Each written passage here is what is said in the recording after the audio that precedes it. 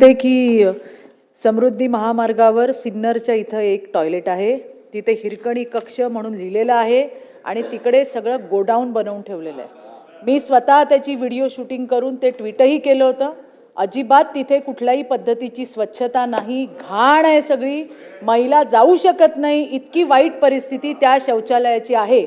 आणि हे 3 महिन्यापूर्वी झालेली घटना आहे, आजही त्याच्यामध्ये काही फरक पडलेला नाही, हे मला या ठिकाणी नमूद करायचं आहे। एवढ्या संपूर्ण प्रवासामध्ये टॉयलेटची संख्या ही अतिशय मर्यादित आहे आणि जिकडे आहे त्या ठिकाणी म्हणजे हिरकणी कक्षात तुम्ही कधी जाऊन बघू शकता, अगदी लेडीज टॉयलेटच्या बाजूलाच ती रूम आहे, आतमध्ये एक तर लॉक करून ठेवतात आणि मी म्हटलं आतमध्ये काय आहे मला दाखवा, तर आतमध्ये सगळं त्यांनी त्यांचं भंगार त्या ठिकाणी भरून ठेवलं आहे।